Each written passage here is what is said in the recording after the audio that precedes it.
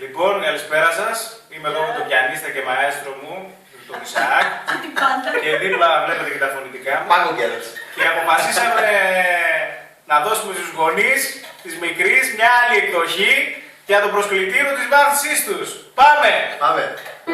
Μπορεί να σε πες ένα παντεύει